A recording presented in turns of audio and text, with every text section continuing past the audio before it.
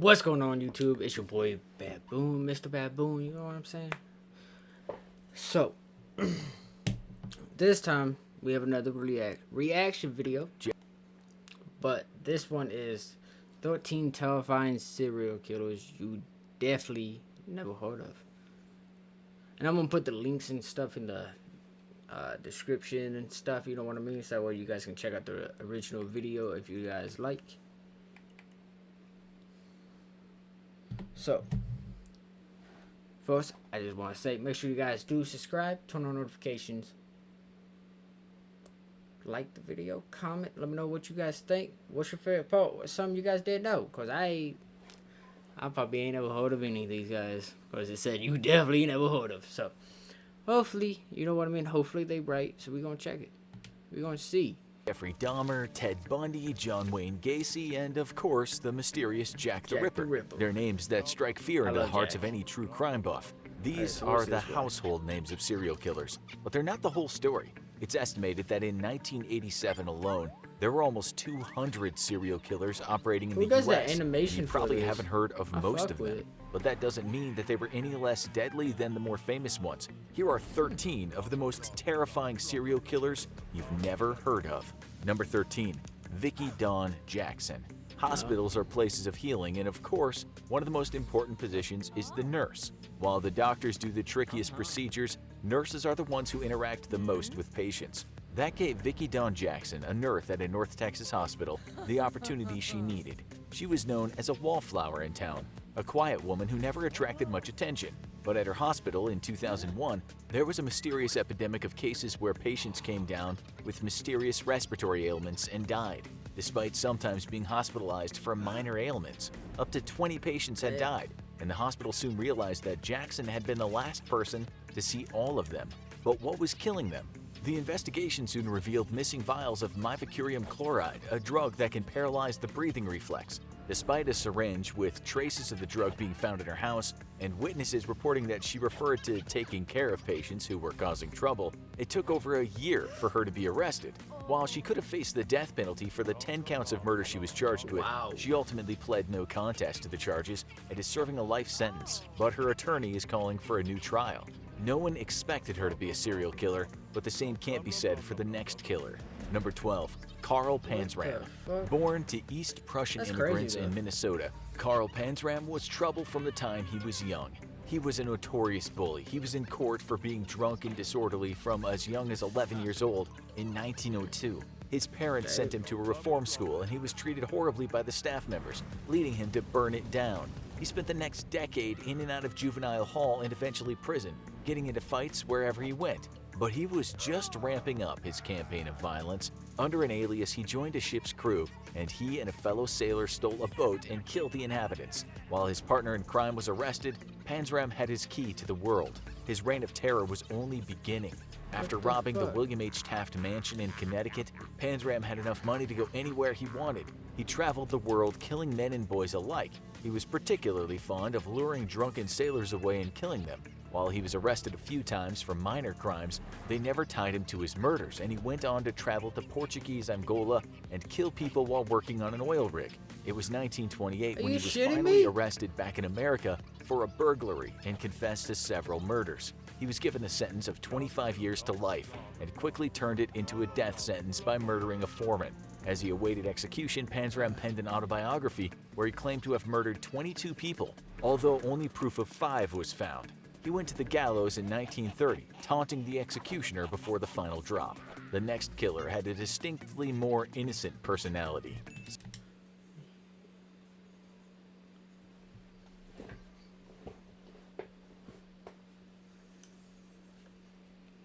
What?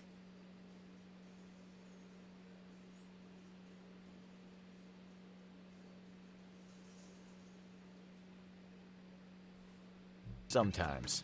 Number 11, Harrison Graham. Harrison Graham was a seemingly nondescript man living in Philadelphia in the 1980s. He had a history of problems in school and showed signs of an intellectual disability, but had lived mostly a quiet life and worked in the construction industry.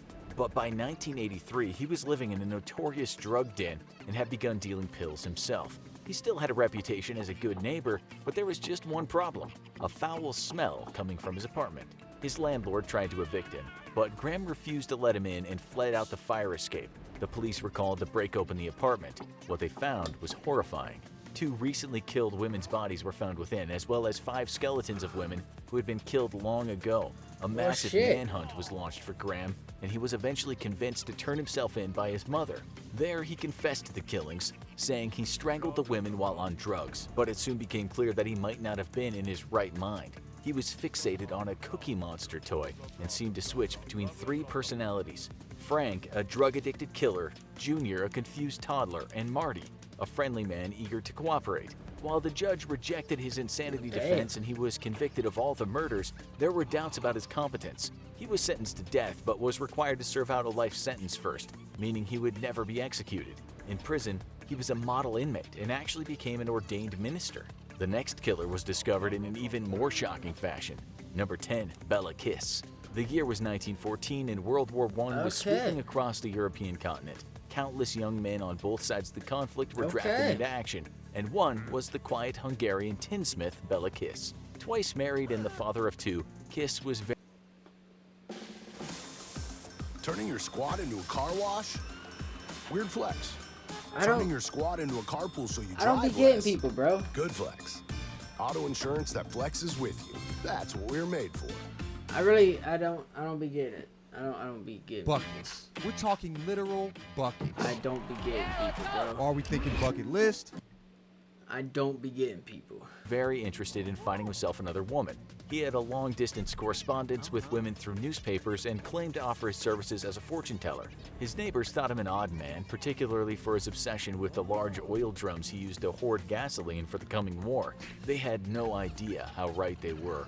After Kiss was drafted, the Budapest police came to confiscate the drums of gasoline for use by soldiers, but the drums were given off an odd smell, and when the soldiers opened them, they were horrified. Each of the drums contained the body of a murdered woman. In total, 24 bodies were found, and suddenly Kiss became one of the most wanted men in Europe. A search of his house had found that he'd been collecting information about murder and had been defrauding and killing women for years. The military police eventually tracked Kiss down to a Serbian hospital, but the savvy serial killer was one step ahead. He placed another soldier's body in his bed, escaped, and was never seen again. He wasn't the only serial killer to terrorize the European continent in the early 1900s. Number 9, Peter Kürten. German Peter Kürten had one of the most common stories of serial killers, being raised in an abusive home himself. Kürten didn't take long to follow in his father's footsteps, enjoying torturing animals and attempting to drown a playmate at the age of 5. He would later claim to have begun his killing spree at the age of 9, pushing a child off a raft and leaving him to drown. As an adult, he spent time in and out of prison for a series of petty crimes, and his crimes soon escalated. Unlike many serial killers, he didn't have a favorite weapon. He would use whatever was available, and the police had no idea a serial killer was on the loose. But Kürten would soon gain the nickname the Vampire of Dusseldorf. Kürten would kill at least 9 victims over his decades-long killing spree, but he was undone by a simple mistake.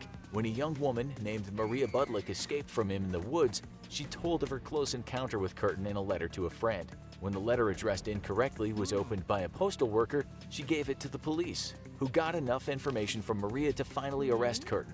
While his attorneys attempted an insanity defense, the jury was horrified by his many crimes and sent him to the guillotine. His head is currently on display at Ripley's Believe It or Not in Wisconsin. This next killer was about as unassuming as it gets. Number 8, Lydia Sherman. Born in 1824, Lydia Sherman was an orphan raised by her uncle and married her first husband at 16. But after he lost his job in 1864, Sherman wasted no time. She poisoned him with arsenic after taking out insurance money on him. She collected the payout and then set her sights on more targets. 3 of her young children died tragically of typhoid fever within the next year, except that the true case of the death was arsenic, once again, allowing her to collect the insurance money. In total, she would poison 6 of her own children, 3 husbands, and 2 stepchildren, but would go undetected until 1872, because who would suspect a widow? When she was eventually arrested and convicted of second-degree murder, she would even be able to escape and find work as a housekeeper to a rich widower. He would be soon to meet an unfortunate fate as well, but Sherman was eventually caught and returned to prison, dying less than a year later from cancer. The next killer was able to carefully abuse his position of authority. Number 7, Gerard Schaefer. In Martin County, Florida, in 1972, Gerard... Bro, okay, so some of these so far is just like, why? Why? Just why?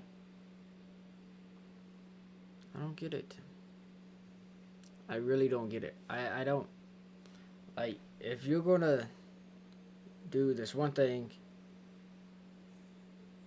actually no, that's just not even a good example. Hold up.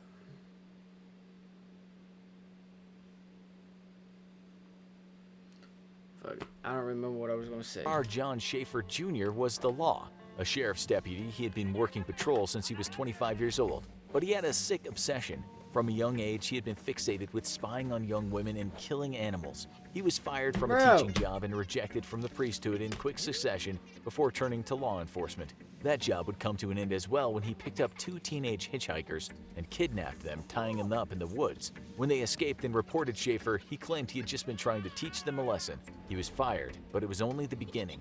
2 months later, Schaefer would kidnap and murder 2 teenage girls, and similarities between that case and the hitchhikers who escaped led police to look into Schaefer. They searched his house and found disturbing stories full of descriptions of kidnapping and murdering women who he referred to as whores. While Schaefer was only convicted of the 2 murders and given a life sentence, he was suspected in the murders of up to 30 women and girls around the country, something he would boast about to anyone who would listen.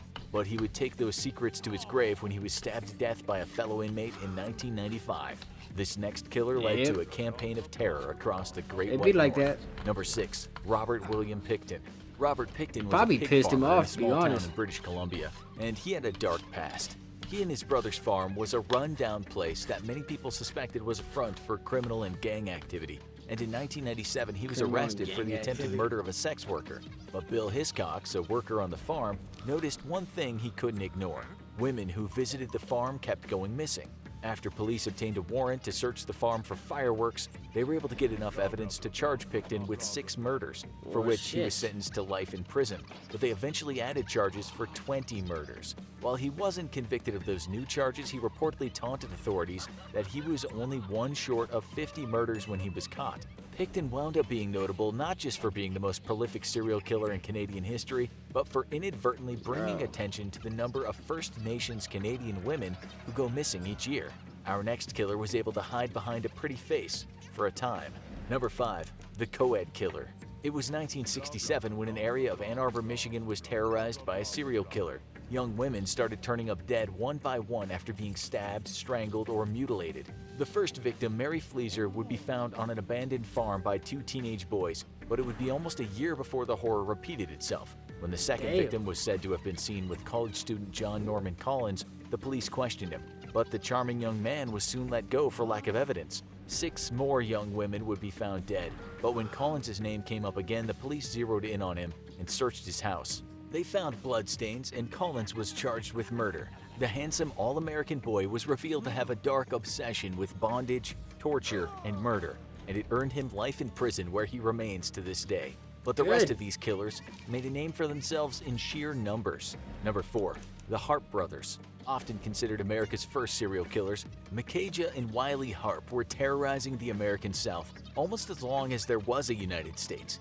These 2 loyalists to the British Crown had been on the wrong side of the war and became notorious outlaws. Unlike many other serial killers, they didn't have a specific type of victim, and they didn't seem to be obsessed with killing itself. They committed robberies, they set fire to buildings, and they targeted women and men alike.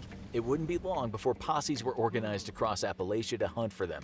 While they shared many traits with the highwaymen of the time, often brutal robbers who targeted travelers, the Harps seemed to be in it as much for the thrill as anything. They may have killed as many as 50 people before joining up with the notorious Mason gang of river pirates. But when they killed the leader and tried to collect a bounty on him, they were recognized and arrested. And after a brief escape attempt, the violent rampage of the Harp brothers ended at the gallows, their heads put on display as a warning to other outlaws. These next killers were among the most unlikely. Number 3, Los Poquianchis. Rancho El Angel was a notorious hub of prostitution and other criminal activity in the Mexican state of Guanajuato. But it wasn't run by your everyday cartel leader. It was run by the Gonzalez Valenzuela sisters, a quartet of the most ruthless women Mexico has ever seen. Maria Delfina, Maria del Carmen, Maria Luisa, and Maria de Jesus got away with their crime spree for years, until police picked up a woman named Josefina who had been working as a go-between for the sisters. She was suspected of kidnapping girls to be taken to Rancho El Angel, and she quickly spilled all. What she revealed shocked everyone. The sisters had made Rancho El Angel one of the worst sites of mass murder in Mexican history. The police raid found the bodies of almost 100 people. The sisters had been killing prostitutes when they became too sick or old, forcing them to swallow drugs for transport, and murdering men who came there with lots of money on them.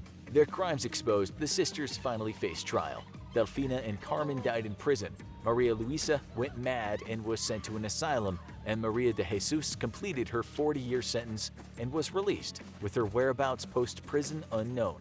The next killer turned the last frontier into his personal killing grounds. Number 2. Robert Hansen. Scarred by acne and shy to This cat doesn't care if you need to see a doctor today. It's just a cat on a very busy calendar. It can't care, but we can. Get same-day treatment for all your everyday healthcare needs. We care when they can't. Due to a stutter, Robert Hansen didn't seem like the intimidating type, but his unassuming appearance hid a seething hatred for the women who ignored him. After serving a stint in the Army Reserve, Hansen moved to Alaska with his second wife and became deeply involved in hunting. He was arrested several times for assaults, thefts, and abductions, but it wasn't until 1972 that the horrors really started. Robert Hansen was about to go hunting for bigger game. He began targeting sex workers around Anchorage, kidnapping and torturing them. But he wasn't satisfied with simply killing them. He would release them and then proceed to hunt them like animals. Bodies were found around Anchorage, but no connection was found until one of his targets managed to get away. Cindy Paulson managed to escape before being taken to Hansen's isolated cabin and described his truck enough to police that they were able to find him. Hansen was charged with 17 murders. You know what that sounds like? An episode of Criminal Minds. That sounds like an episode of Criminal Minds. I'm not kidding. So I'm trying to figure out if Criminal Minds got the idea from it or like what. But that's I want to say that's definitely an episode from Criminal Minds. I'm not kidding. But is believed to have killed up to 21. He was sentenced to 461 years plus life in prison, where he remained until his death in 2014. But for the most prolific killer of them all, you have to go to South America. Number 1.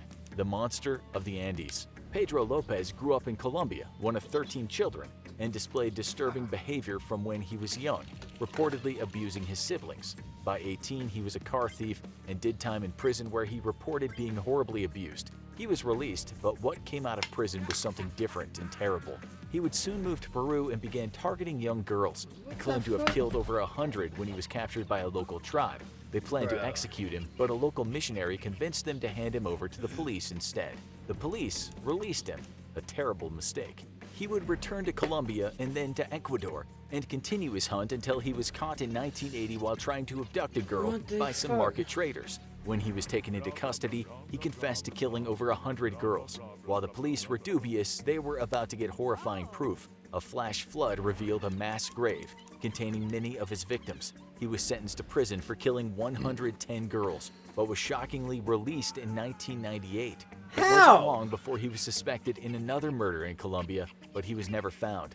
The Guinness Book of World Records briefly acknowledged him as the world's most prolific serial killer, but the award has since been removed. After all, no one wants someone to try to top it.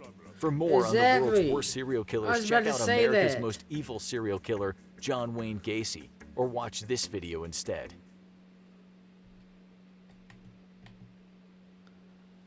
Like,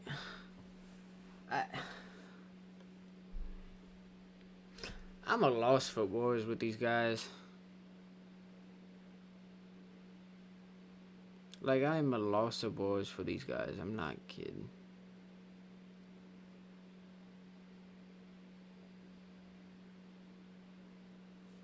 I'm not kidding. I mean, the list, I really don't recall hearing anything about any of these guys that was on the list. The females, I don't recall hearing. The males, I don't recall hearing about. The people in this video, I do not recall hearing about. So, they definitely lived up to the title. You know what I mean? Definitely lived up to it. I fuck with it. I like it. You know what I mean? So, I think with that, I think I'm gonna end it. You know what I mean?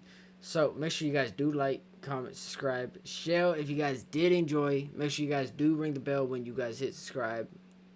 So that way it will keep you guys updated to when I upload. So I will see you guys probably next time. You know what I mean? Stay safe, stay positive. You know what I mean? I will catch you guys